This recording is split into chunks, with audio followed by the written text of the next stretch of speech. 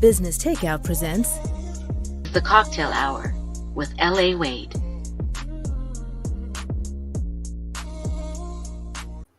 What's up, everybody? It's your girl. This is L.A. Wade, a.k.a. Cocktails with L.A., a.k.a. Welcome to the CockTale Hour.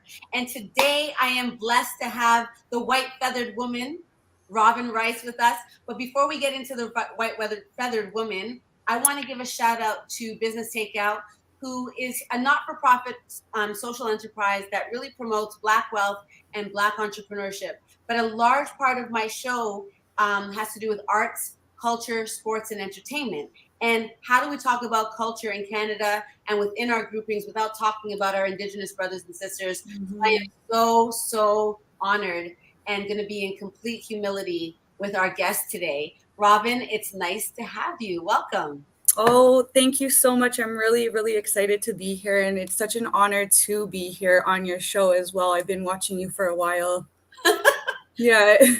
I'm a little crazy. I know that people don't know how to really, digest everything that is L.A. Wade, but it's okay because everybody has a path. And I learned that from watching some of your Instagram posts about owning your journey and how everybody has one. So I hope we get into that. But I wanted people to understand that I had the pleasure of meeting you back in 2017 in my position as registrar at the Transitional Year Program at the University of Toronto. And let me tell you about my impressions of Robin Rice. She's always been this force, but maybe wasn't sure about it before. And it seems like you have gone through a journey to get to who you are today. So like I always like my guests to say, where did you begin and how did you get here? So first, even saying the word journey, we look at these eagle feathers here, and this is the eagle feather that popped out, and this is an eagle feather with my family journey. So I'm going to start off by Ani Bojo, Indigenous cause, Wabish Gizi Miguanque, Opichi Manomini, Mang Indodum, Negig Indodum, Wasoxing First Nations, Tokaronto, Turtle Island. As an Anishinaabe woman and Anishinaabe Kwe, Ojibwe Potawatomi, I make sure that I always introduce myself in Anishinaabemowin because we know that through residential schools and the acts of colonialism, they had forced our people to give up our language. They've taken it right out of our arms by hurting the babies, hurting the culture, hurting or trying to bury the wisdom that we carried, and then that suffering from intergenerational trauma that had that blockage on who we are and our voice that's created with it. So because we lost this language, and it's a language that we are now, I guess, reclaiming back within who we are, I have to introduce myself in Anishinaabemowin. So I said to everybody, hello, I greeted everybody, but I also let everybody know my name is White Feathered Woman. That's Wabish Gizi Miguanque. My great grandmother, Rosie Rice, her spirit name was She Who Walks in Front. So I drew this picture, and I didn't know that was her name, but it's of her and just all the 7 generations behind, just waiting for him. And that's her walking in front. I didn't understand that until Lee Miracle was explaining something to me at university before she had passed away. And Lee Miracle passed away? Yes. When? Maybe about a year ago. Oh my gosh, I never heard. Yeah. Can you explain a little bit about who Lee Miracle was and what she represented, not only in the university, but like to your people?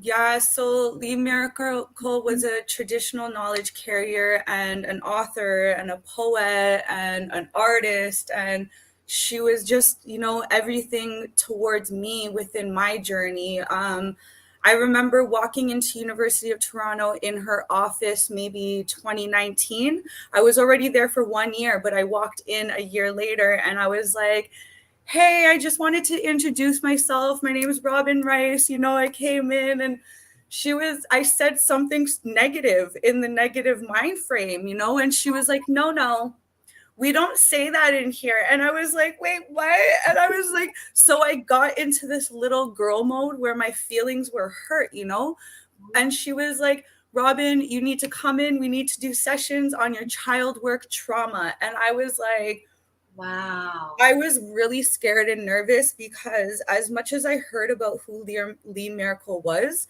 I didn't know who she was. Like, I didn't get to know her like until then. Wow. What an introduction. Right? Do you remember what you said? Yeah, I walked in and I was just it was something about my family. I have a lot of family trauma due to the residential schools that I didn't understand. And I just walked in and I was like, I think I might have said something about Perry Island and how my reserve is. And then I mentioned something about, to be honest, now I can't even remember the storyline of like Grown the so exact much. words, yeah, of what we said. But after that, I started going into her office every week. I used to bring her a black coffee while I drank my small iced coffee and got an anxiety high in there as well. And we were just talking about how to balance myself from little Robin to adult Robin and what that looks like, because my spirit name is actual white feathered woman means balance. It's a representation of the eagle feather. An eagle feather, this one's the wing part, but the eagle tail is straight.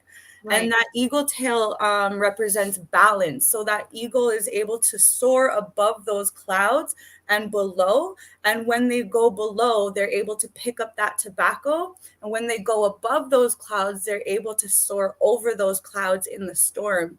So I say that that is a teaching of balance. So that's who I am. And I've been off balance for years upon years, and I finally feel more balanced than I've ever did before. I love it. I love it. It makes me think of a rudder. When you said the tail was straight and it means for balance, I wonder if it also means like direction, because that's how it's able to navigate through going over the clouds and under the clouds. And I think that you've been navigating your time through not just university, but through life for a very long time. Yeah. Tell us a little bit about you personally. Like, I know you're a mom. Yeah. Mom, I'm going to be a new student at University of Toronto. I finally got my certificate at transitional year program. That was a journey and a half. But I'm not going to stop fighting through the system and utilizing my voice in a way that academics don't really look at, but however, they are starting to look at it now. And yeah, I am a single mother to a 16-year-old. I was in the system, and when I talk about the system, I was in the jail system as a youth. My whole life was just a really big struggle, which also led me in being a survivor now of abuses and stuff like that. And I can't really pinpoint one abuse because I've been around the whole spectrum of abuses. It's all there, but that's where it got my lived experiences in. So I was in group homes and foster care. I was living on the streets for a really long time. I was involved with the police system. They categorized me as a child prostitute. And I guess that was the whole stereotypical view of Indigenous being drunks, Indigenous having addictions. And we could go on and on and on. And there was just a lot of stereotypical views. But I fought through that system years later. However, I had to hit rock bottom in my life so many different times for those teachings and those understandings on why I'm here and why my name is White Feathered Woman. And where does that balance come from with Opechi Menominee, which is Robin Rice, and White Feathered Woman Wabashkizi Migwankwe, because I didn't understand where I fit in and I didn't understand who I am. And the amounts of times that I was placed in a fearful situation and something that could have taken my life but didn't, it was a reminder of me being a storyteller, which that's where it gets me to creating my own stories and creating my lived experiences through storytelling, so that not only do I help the youth, but I also defeat that generational trauma that's stuck within our families because of the genocidal acts of residential schools, because of the fact that 60 scoop and millennial scoop is still here within our communities. And the fact that these stereotypical views on us are still highly out there. And, you know, what I didn't understand a long time ago is nobody wanted to believe our voice. Everybody wants facts, facts, facts. University of Toronto was one place where they were like, facts. Where's the facts on all the babies that were being buried? Where's the truth on that? We were the truth. Me and my Indigenous brothers and sisters sitting in that class having to fight that colonial system. We were there. And so now it's like when those babies did arrive, get dug up and not dug up, I don't like using that words, but when they were killed, what happened to them?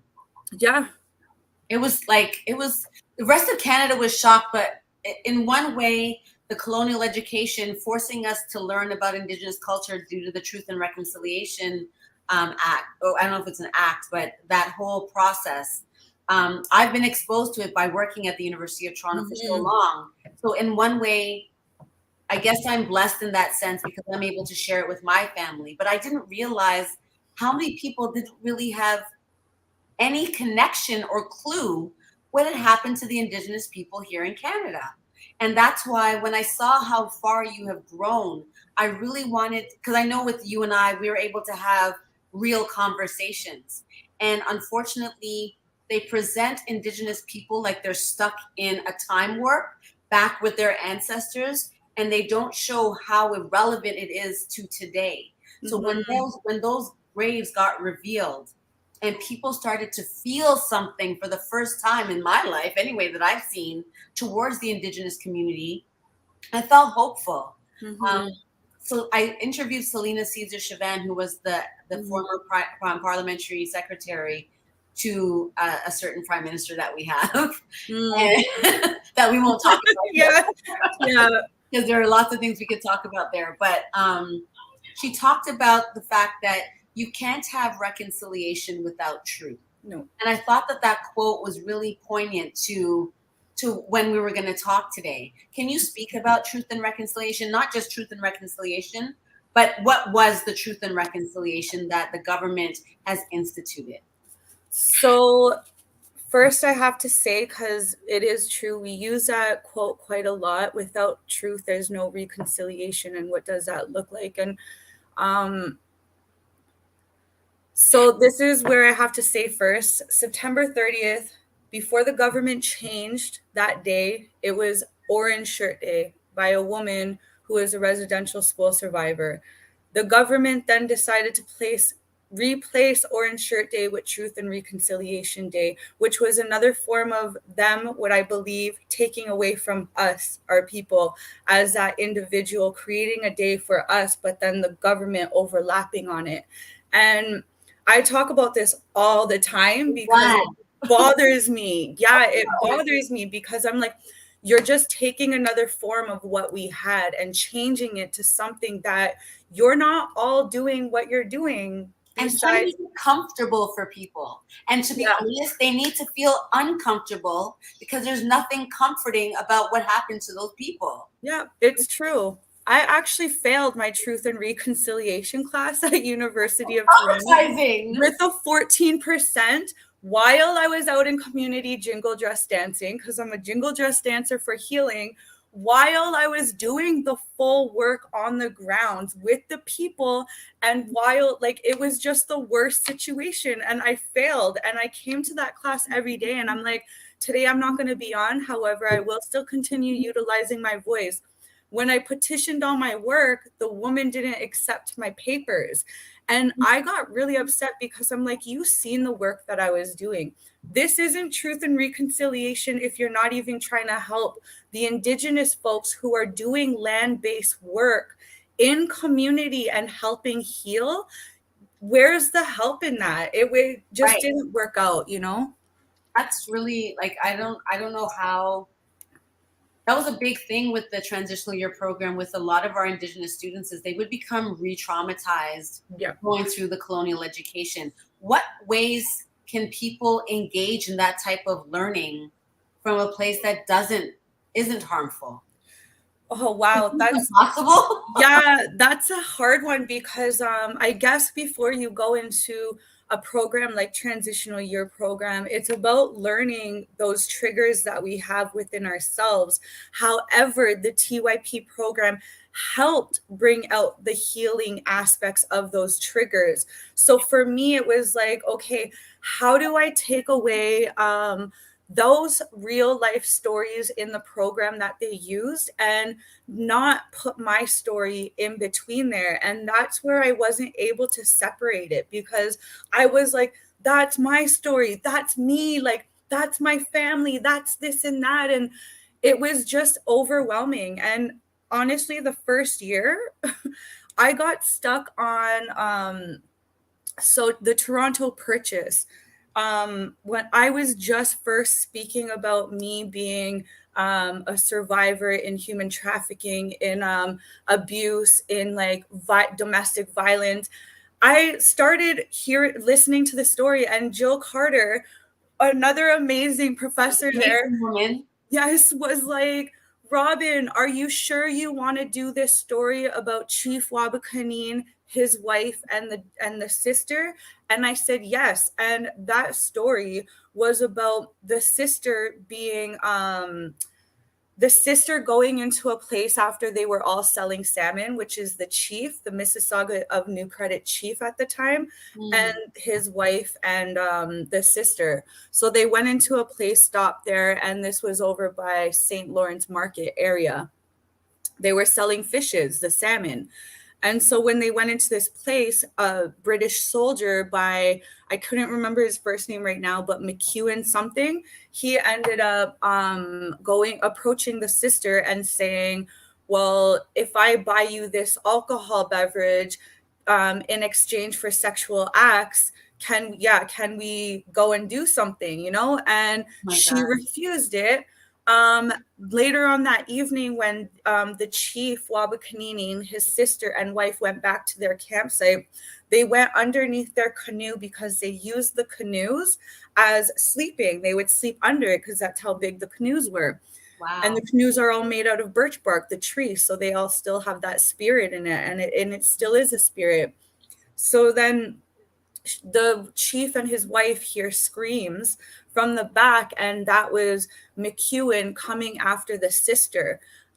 We could only assume what happened to the sister if the chief and the wife are dead, but every article that I found didn't necessarily have her story in it, which is really crazy because I obsessed over that for years. Yeah. Not only did they get murdered on my birthday 100 and almost 70 years ago, but it was something that I carried with me because that was a reminder of my story and the abuses that I've been through and all those things that carried along while my abusers were okay utilizing that to me, you know? And this is where I get my healing through, is talking about it, speaking about it. But I didn't know that in the beginning of TYP because I was panicking. I was having anxiety. I was like, I was a mess. Well, you weren't a mess, but you were just feeling. Yeah. You were definitely feeling. And why wouldn't you? Listen to what you're just saying. It's something that the epigenetics of trauma throughout our generations in the Black community and the Indigenous community is highly underrated and not looked at, to see how those traumas are passed on throughout our bloodlines, throughout our spiritual bloodlines. And so you are here as the white feathered woman to show that you have reclaimed something in the face of this, and that this conversation is a part of that journey. And so, and I guess that's what Lee Miracle, I love that woman, and I'm so sad to hear that she's passed, because she really helped. The one thing about Indigenous people, man, the ones that know who they are, they do not mince their words. No. This was not a woman. She was so hardcore and such an advocate for the community. And it's a real loss, I think, to have. And you know, I remember when Eileen Antoine was another elder at TYP who eventually then retired as well. You feel it's weird because they never allow true integration of the teaching. So why I wanted to have you on the show is because I feel like when we listen to stories of trauma that happen to groups of people, it's something that people watch, but they feel disconnected from. So, and because we're traumatized, we talk about all of our stuff, and maybe the person listening doesn't know how or where to look or how to handle it. So I want to be able to kind of bring a bridge so that people can take a walk through it. But we don't teach it into the schools. Like when we talk about the feather, I wonder what comes up in the minds of people. When you talk about the jingle dress, like the dancing, they hear it, but they don't know what it is. So with everything that you say, even though it's not your responsibility, it's almost like we have to explain every single aspect of who we are, which is a certain amount of trauma as well. But at the same time, my hope is that it bridges something. So some of the things that you mentioned just then was like about you being a survivor of a really long acronym. G2SPT. Yeah. What does that stand for? So yeah, it's really long, and it was in the beginning murdered, missing Indigenous women and girls.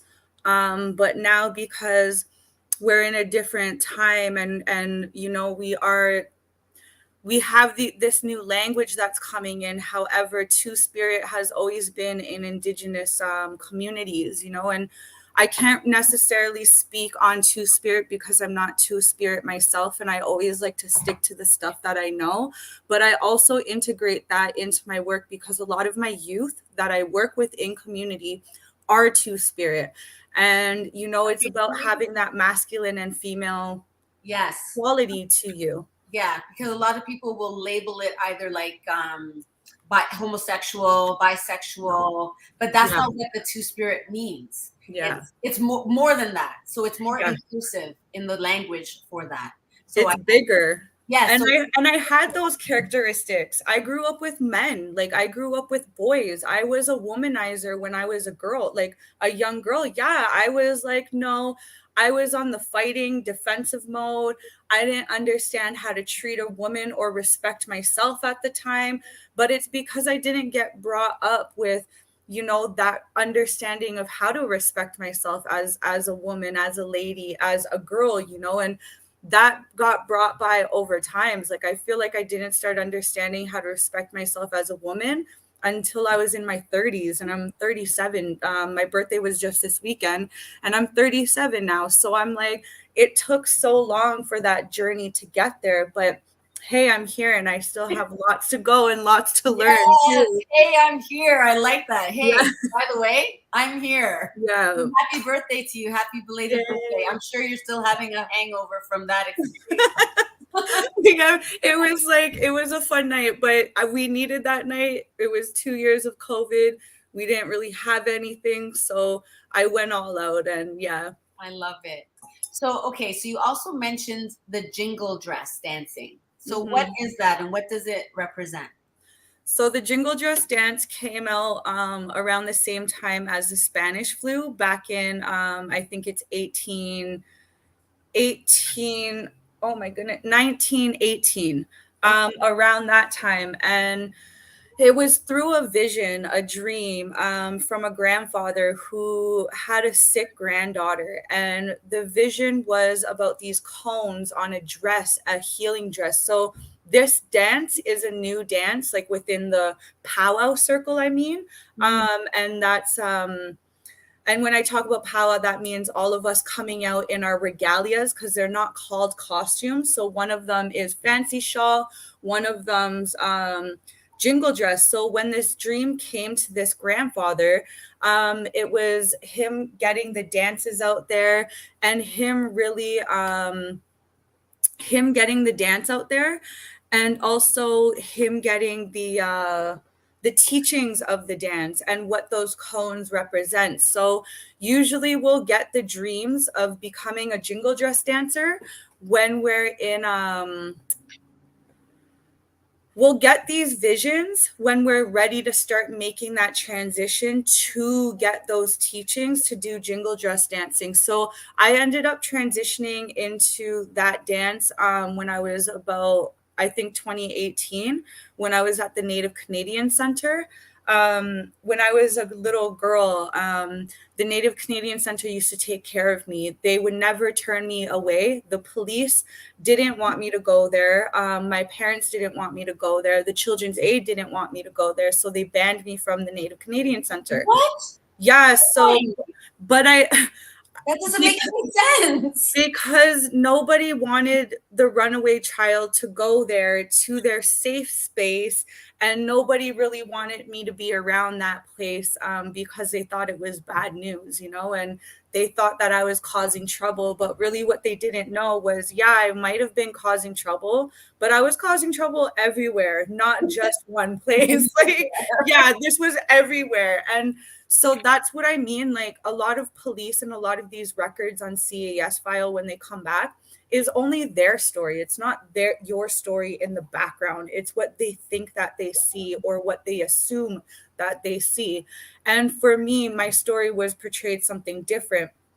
However, now when I went to the Native Center, and that was my safe space, we had a woman by the name of Barbara Kieran's, and her daughter Jamie goes to University of Toronto as well. And I remember Barb always accepting me in that door with open arms, making sure that I was good, making sure that I was safe, and also making sure that I was eating. And that's why I went back there, because at that time I had my group of Indigenous friends who we're still friends with now, but it's not like how we used to be, of course, because we're all in different places, but we still all are inspired by each other now and have grown to better ourselves, But at the same time, Native Canadian Center was the one who I ended up going back there. I ended up getting teachings on the jingle dress, but I actually we're supposed to look for mentors. I guess that's how we do the whole jingle dress. That didn't happen that way for me. I feel like spirit and my ancestors led me to that because I needed healing, and I didn't know how to ask for that healing because I'm very stubborn, but I also want to do it on my own all the time. So I was like, no, how do we do it on our own? Right. And so I got visions of jingle dress, and the Native Canadian Center gave me one of their jingle dress dances to start dancing in. And that's when I started dancing. And when I got this jingle dress, and because a lot of youth from the Native Center used it, when they gave it to me, I ended up smudging it. Washed it. I smudged it which is with our... I was going to say, you have to explain smudging. And while you're explaining it, I also want to give a shout out to Sierra Lefebvre, I think is her last name. And she was just tapping in about the two-spirit conversation. And she said that it's the opposite of non-binary. We embody both genders, being neutral of both. And she says thank you to both of us. Awesome. And thank you to you for, tagging on and listening to the show. I really think more of these kind of conversations need to happen cross-culturally. Yep. Because we're settlers here too. We came onto your land. We were brought here forcefully to till a land that didn't even belong to the people that we were brought here for. Yeah. And so there's so much trauma between us groups. But I think a part of clearing the air and smudging is one way of purifying things. So let's smudge during the conversation, even. Yeah. Make sure that the conversation is pure. I brought some smudge too. I always make sure I carry my smudge. I always make sure I have my tobacco on hand, which is another gift. Talk about tobacco. Let's talk about tobacco while you're smudging, because it's such an important aspect of Indigenous culture. So why is that the case? So it's very important because the tobacco is the first gift that we got from Creator, which is Geechee Manitou, our great spirit that we have.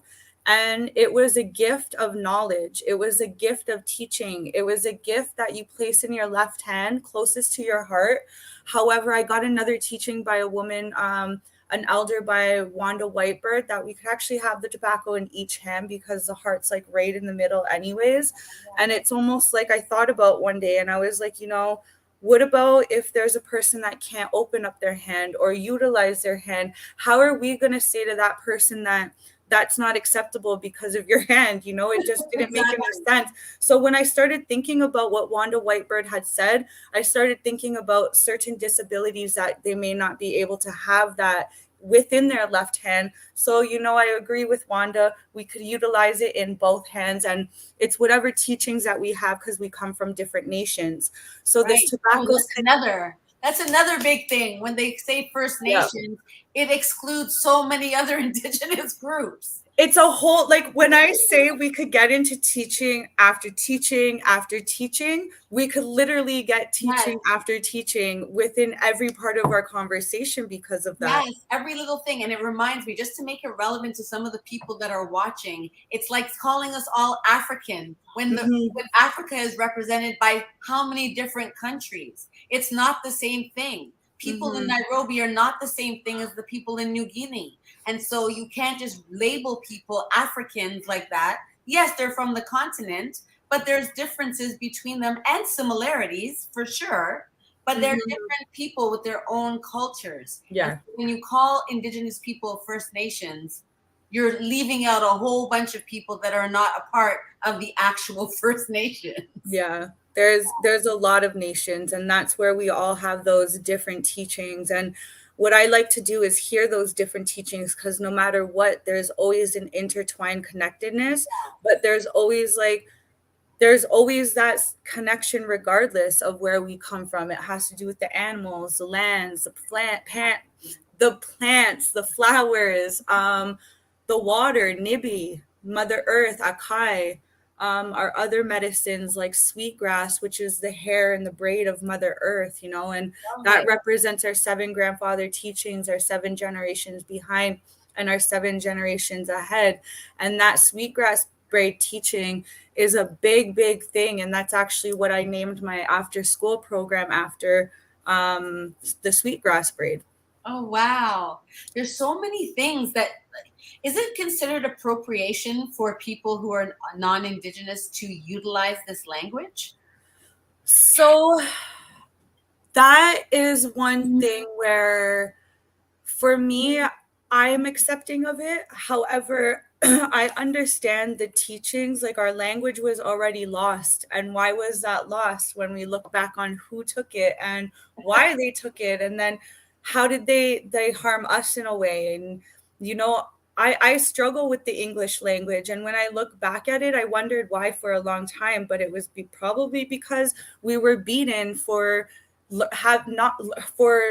talking our language, or my ancestors were beaten for speaking their language, or they weren't allowed to, or we know the stories. But it's almost like I feel accepted about it. However, I guess it's the attention that's used.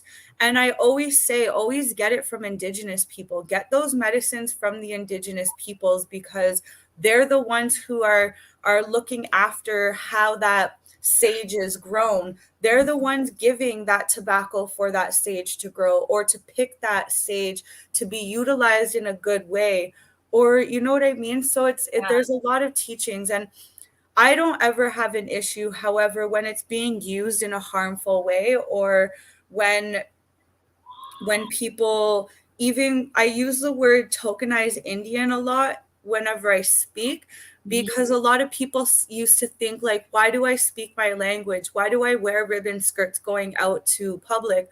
Why do I wear certain stuff? And I'm like, because that's me being a strong Anishinaabe woman. That's me being who I am and what my ancestors wanted me to carry through.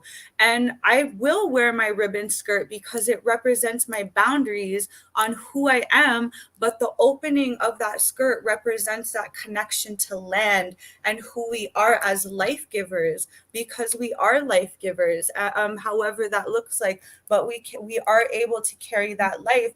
And even our menstrual cycles, we call it our moon time. That's a powerful time. We're not gross on it. We're not like, dirty. No, we teach the youth and we teach adults who don't know that it's a powerful time for us to sit and release all those toxins out of our bodies.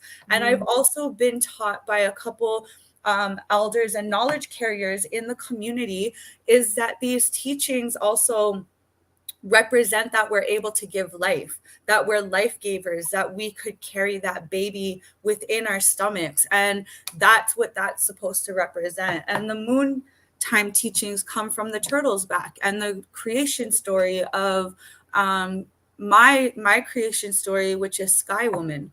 So it's teachings within Sky Woman, how Sky Woman came and she was pregnant, dropped down on the turtle's back. And if you look at the turtle, it has 13 circles in the middle representing the 13 moons. We don't have 12 moons, we have the 13 moons. That's why even when we're on our menstrual cycles, we sometimes double on 1 month. And I've just started catching on to that.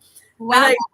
I didn't know, because I was like, wait, like it gets a little wonky on certain moon times, but that's because we have that connection to the moon and the turtle and the water and Mother Earth. I feel like the indigenous teachings are so integrated, and it's like, no wonder they wanted to write it down. Mm-hmm. It's an oral tradition, a lot of it, right? So, yeah. But I could see them wanting to package it and then codify it and then make it something other than what it is. Yeah. And I think there is strength in having it as oral for myself listening, because it becomes a way of life. It's not something to ritualize necessarily, even though a lot of it has ritual to it. Mm-hmm. It's more like flow. Would that be a correct way of looking at it? It seems like a flow with life, how to live, not necessarily first you do this, then you do that. You know what I mean? We didn't have that like straight, narrow walk. We always had that zigzag. We used to call it the good life. Mino Bimbat.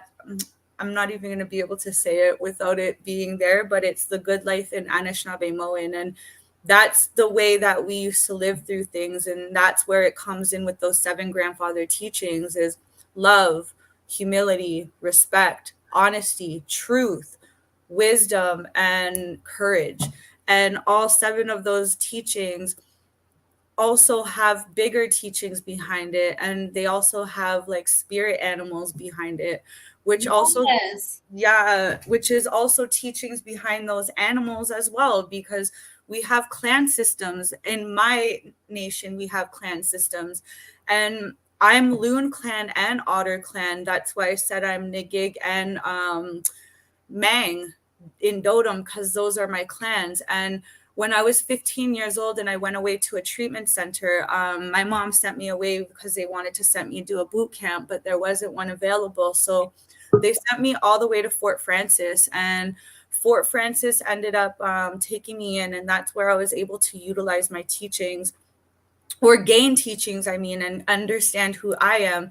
And when I was a baby, when my great grandmother gave me my spirit name, it was lost on paper, and so I didn't find it until I was 15 years old. And when I got that name back, that was through a shake tent, a ceremony. So everything that flows in a certain way is almost like a ceremony all the time, because we got to listen to those messages and listen to those ancestors. At that time, I ended up getting my spirit name, and it transitioned from white feathered girl to white feathered woman, because I was already past that woman phase stage now. And then the clan was Loon clan at the time. It wasn't Otter. I didn't know I was an Otter until I was, I think, 30 years old. How do you find out what your spirit animal is? And do these things apply to non-Indigenous people? No, so it is just for Indigenous folks, unless there's like tribes and stuff within their own Indigenous community or Indigenous communities, their own like stories on where each person's from or their own cultures. Yes. But my clan, and you know what, we will bring in people who are non-Indigenous and adopt them to our families, and that's, I guess, where that making is. But the clans were really for Indigenous communities to come together with their grandmothers, and their grandmothers were the ones that gave those teachings, had different roles and responsibilities within that community. So Otter clans actually are all about unity. My daughter is half Jamaican, so I bring that very, very much in my home. I probably learned a lot about my culture through the Jamaican culture, because of some of the hair teachings that I got brought up in. And I didn't have my own teachings first. I grew up in the Spanish and the Black community here in Toronto with some of my Indigenous folks, you know, so I had an intertwine of all of them mixed together, and what that looked like for me to gain my own teachings. And I still pass on the teachings to my daughter because I have to. I have to learn about her lifestyle in Jamaica. She lived there for 3 years when she was younger. I had to learn how to cook all the foods. I had to learn everything. I wish you would cook because that's long cooking by the stove, you know, but that's how I learned about the connectedness within other cultures. And that's how I brought out my own unity teaching and my own circles within what I understand within unity. So that's the otter. They're educational. That's why I'm always educating. No matter what, no matter how tired I am, educate, educate, educate.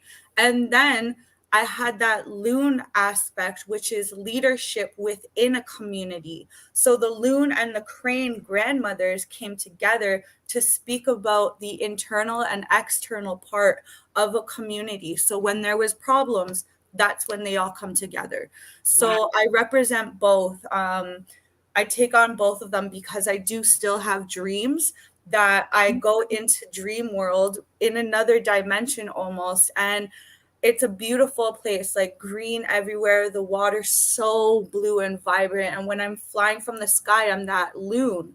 But when I go down and dive into the bottom, I spin around and twirl up as if I turn into that otter. So that's how I know. Yeah, that's how I know that I have that balance between both, and what that looks like between who I am as an individual, like as a spirit form, as well as a human form now. And those are my gifts that lead to the spirit world as well as the human form. Man, like it makes me think about, I know the American indigenous experiences is terrible. Like their history is just like horrific. But when I went to the Grand Canyon, there was still a group of indigenous people that were there called the Havasu. And it's the people of the blue-green water. And they grant us permission to walk and hike down into the canyon. And to this day, I've been there 5 times off of the West Rim. I go down into that community. They're very gracious because you want to be respectful when you go to these places. But the water that you just described in your dream exists there. Yeah. And I've never seen anything more beautiful. And to this day, I say it's my favorite place in the whole world, which I've hiked Kilimanjaro in Africa, and I've hiked Machu Picchu in Peru. But the Grand Canyon, for some reason, when I go down there with those people, there's something about the canyon walls that really speak to me. And the water that you never would think is in the Grand Canyon is the most blue-green water you've ever seen, with these waterfalls, some of them taller than Niagara Falls, not wider, but taller. And there's something spiritual that happens when you're there. So when you go into your dream state, like what's happening? Do you just zone out? Like how does that happen? And when you learn what it is that you get from that, do you have to go to someone for them to explain what it is that you experience? So I used to have to go to my elders, my traditional knowledge keepers in community, and my medicine men. But they've also guided me with the right tools to start understanding my gifts and who I come from within my family teachings. And so my family is full of medicine people, artists, as well as dreamers. That's how we get our messages, through our dreams. So when I go through a dream state, I could actually pull myself back into the same dream to get those teachings if I really want. And a lot of my dreams are me being shown to the places that I have to go to either pick medicines, or my dreams will tell me when something's not right within my life, within people, places, or things. I also go to people's dreams to send them messages if they need help, because I guess that's where that helper in me comes from. I wouldn't classify myself as a healer now, but I feel like I'm a healer in training. I feel like I'm an elder in training, and we won't get those teachings for a really long time. But like one of my my helpers tell me, he always tells me that I need to start following my intuition, and I know exactly what's happening and what I'm doing, that I have to stop getting that validation from people, because that's where I need to start trusting myself and who I am. But me not trusting myself has to deal with a long line of trauma within who I was and the decisions that I used to make. That's where I'm learning how to let go and create those healthy spaces within my lifetime of boundaries, and those are where my dreams help me utilize that space that I need. I've been able to catch people on their lies, but I'm such a big-hearted person. I always give people the benefit of the doubt, and then I always hurt myself in the end. But now I'm like, you know what? Boundaries, boundaries, boundaries. I'm pulling up those walls, Yes. but I'm also very toxic in my own ways too, because those old traumas have affected my relationship life, like as in male, female, that I've been single for 6 years. And I still find myself going in same patterns because that's my trauma, and now I'm at the stage where I'm like, okay, I need to break that. But how do I break it when I get triggered all the time? And how do I do that if I don't want to trust myself or don't want to trust a situation? But that's where I guess the people diagnose me. And when I say people, the psychiatrist diagnosed me with agoraphobia. You don't trust people. Well, there's a reason why I didn't trust people. Like, Right. Yeah. right? For There's sure. a long list on why I didn't trust. Yeah. You know what? Cleaving to your culture to make you the leader that you are is, I think, something that, with the basis of the show being something that inspires Black wealth and Black entrepreneurship, I think that there's teachings in your culture that is applicable to a lot of people.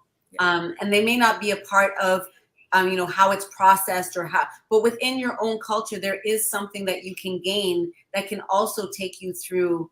So what are some of the key things that you've learned in your culture that would be applicable to other people outside of Indigenous culture? Like, a lot of what you're saying, the boundaries thing, Yeah. and working through your trauma is like across the board. Yeah, it's about healing and like remembering to be kind to ourselves during that healing, because I know that we could be completely mean to ourselves and not think we're good enough, but really and truthfully, we all are good enough and we're all here for a reason. And in my culture, in my teachings, we are taught that we have gifts as each individual, and that we each individual have to accept those gifts but learn how to accept them within ourselves, and not to be afraid to utilize who you actually are within community. And my voice, like, there's a reason why I'm a storyteller. I have a reason. There's a reason why I'm still alive, is because my voice and my story needs to be told, and I'm never going to stop. And I always, when I'm around political leaders, tell them I'm not your tokenized Indian. I'm a strong, powerful Anishinaabe Kwe who's going to educate, utilize my voice, and I'll continue sharing the truth of my past that was very hurtful, but also to keep a clear mind that I did have a happy life, in the background of that all, and how long I went on with a fake smile, and how much people didn't really know how much I was hurting until years ago when I started opening my voice and sharing my story. I could cry on the spot. And the reason for that is because my creation story, when I came down to this world, and this is what a medicine man had shared with me to get me to start understanding things, was my creation story to come down to Mother Earth. Was I wanted to feel every single emotion of every person, every animal, every plant, everything out there. I wanted to feel all the emotions.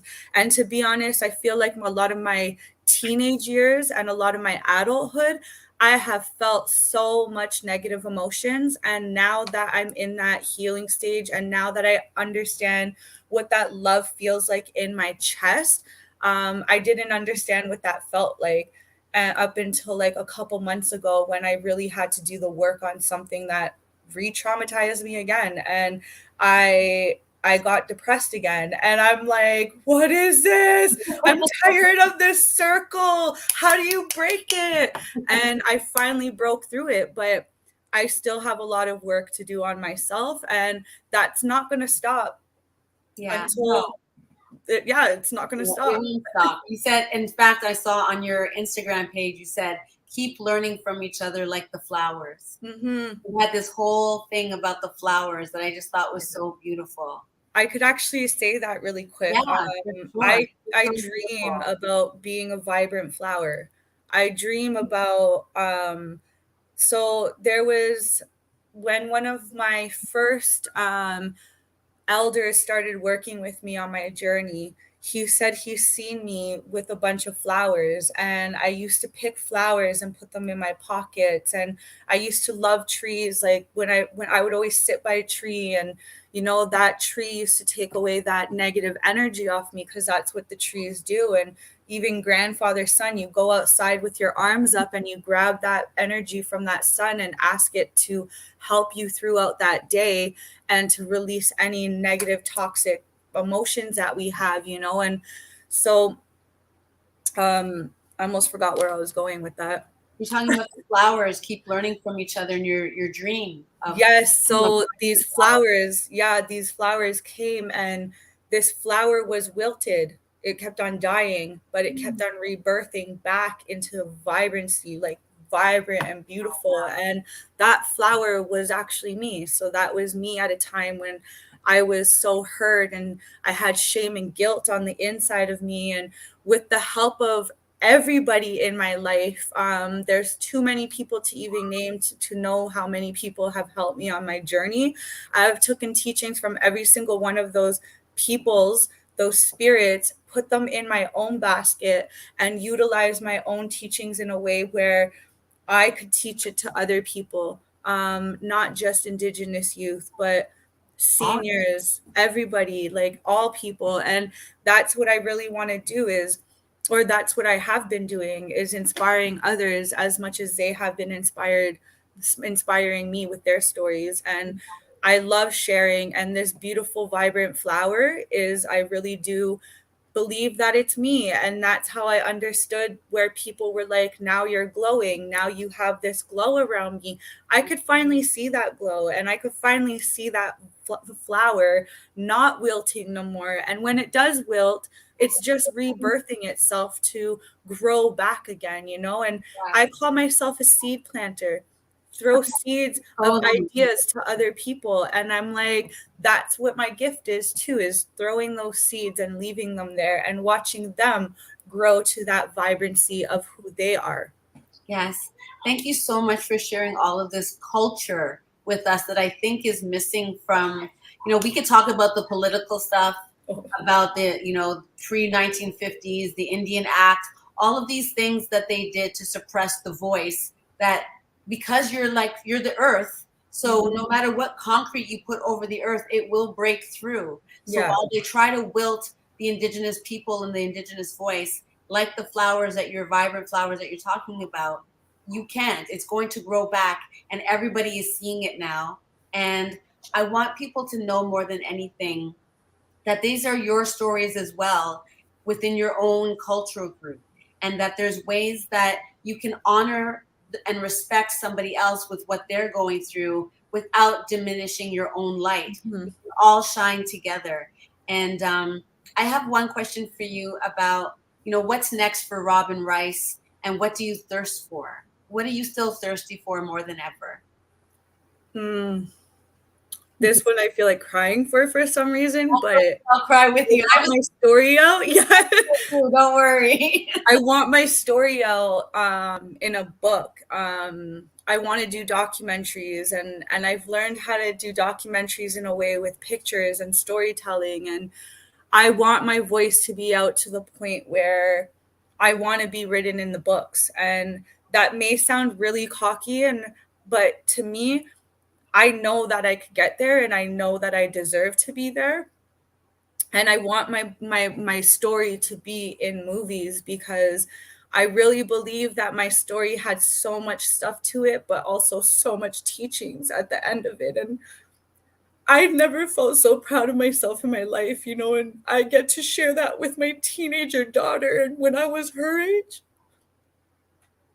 So there's beautiful. nothing like that girl, that young woman. And that's where I broke those barriers. That's where I broke that trauma within the families. And that's where I started to create my own teachings and my own after school program and being involved with the youth and being an advocate to missing murdered Indigenous women, girls in Two-Spirit, and what that looks like in community in a good way. And I'm always triggered within community because there's a lot of things happening within community that you see, but it's how do you help people? And I don't even care if one person comes to my youth group, as long as that one youth is gaining something out of it. It's not about the numbers, I don't believe. It's about the individuals. It's about the people who are gaining that.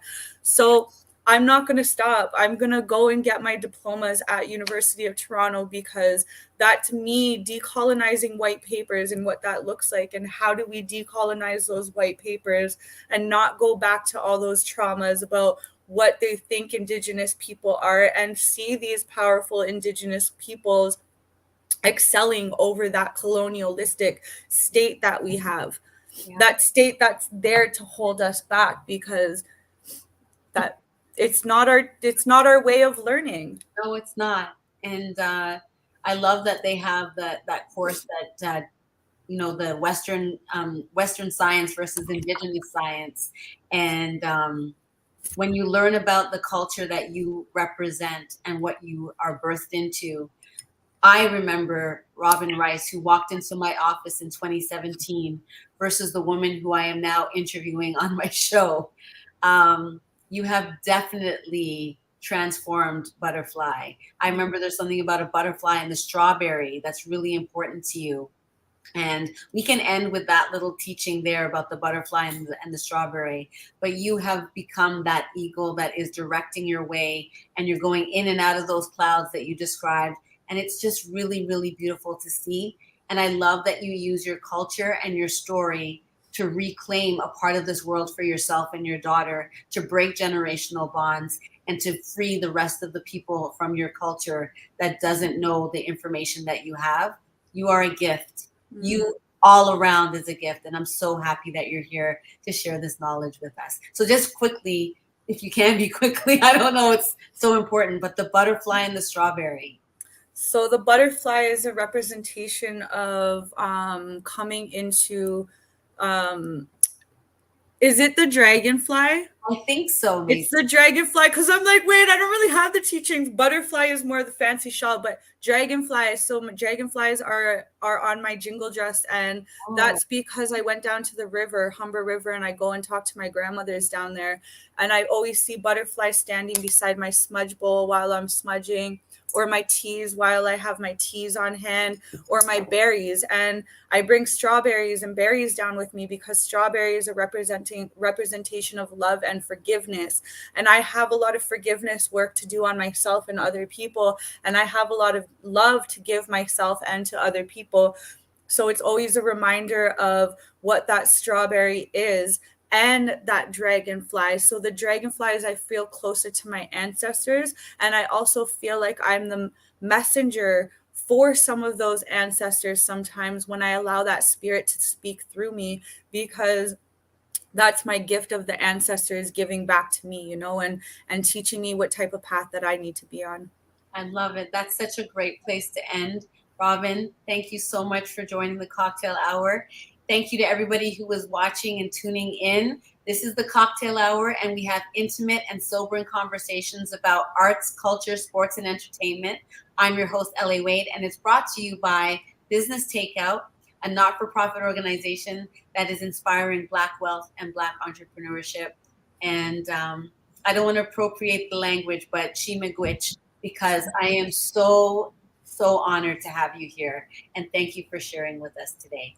Yes, Chimigwach and Bama P, because we have no word for bye. We have see you later.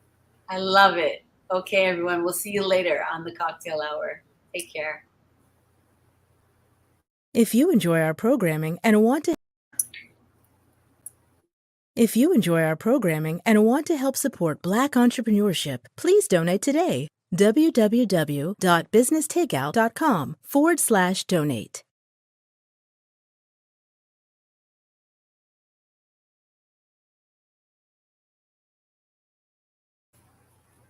Yeah.